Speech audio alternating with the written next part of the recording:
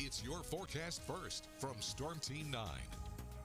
Welcome back on a very humid Thursday morning, even stickier for some than it's been all week, and that's going to be a contributing factor for some heavier showers later today, and in particular tomorrow. We could have several inches of rain where this rain ends up training, and train it could possibly do, especially of our inland areas the next couple of days. But again, this main factor this morning is just very warm conditions, humid as well. There's a quick look at New Bern across that Highway 55 bridge across the Neuse River. It's actually looking pretty good out there, but boy, is that humidity up there. Greenville at 81 degrees, Beaufort 83, Rocky Mount at 77, a little drier up in Rocky Mount. There's a front draped across the area, and you can see basically where it is. We got this southeasterly flow coming in off the Atlantic. Behind on the other side of the front, a little bit of a northerly flow up around the I-95 corridor, and that's where the front is set up, where those winds meet. There tends to be convergence. The air shoots up and we get showers out there, but dew points, Greenville, just through the roof humidity. The dew point 81. You get back to Rocky Mount, a big significant drop. And that's basically where the front is set up. Not much of a temperature, barrier across it, but there is a difference in humidity across it, and it's going to be setting up basically in the same spot all the way into Saturday. And there's also an area low pressure that's down off of Florida right now.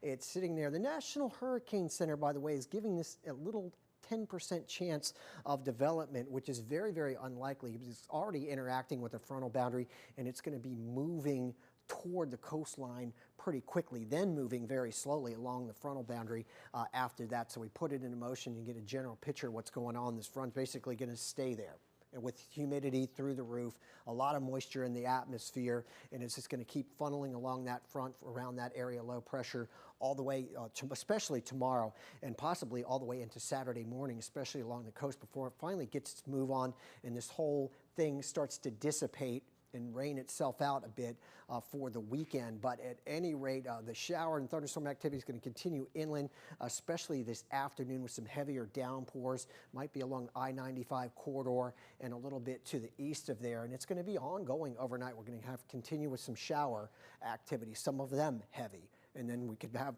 heavy shower activity right off the bat tomorrow. Could impact the commute a little bit. We're not really looking at severe weather, just repeated bouts of heavy showers, and it's going to just pick up in coverage as we get through tomorrow afternoon as that area low pressure draws a little closer. So this will culminate probably tomorrow afternoon and tomorrow evening before finally starting to weaken a little bit. But again, the model I just showed you has this continuing closer to the coast well into Saturday. If you are beach bound today, not too bad of a day out there, actually, just very, very humid. High rip current risks as well with cooler temperatures with the cloud cover. Doesn't mean these 89, 90 degree temperatures are going to be comfy just because it's going to be super humid out there. And again, the rain coverage picks up today, even more so tomorrow, and then into Saturday as well. By the time we get to Sunday, it's looking like it's really going to be very, very spotty. But on the flip side, we dry out more on Monday, Tuesday, but that heat's going to ramp right back up there. We're looking at these real feels inland next week, back up to around that 105 degree range. Coastal regions, heavier showers, especially tomorrow night into Saturday afternoon, perhaps. We'll have to wait and see. A little bit of watching the radar to see how it pans out, but it looks like their activity will start to take a slide on Sunday as well.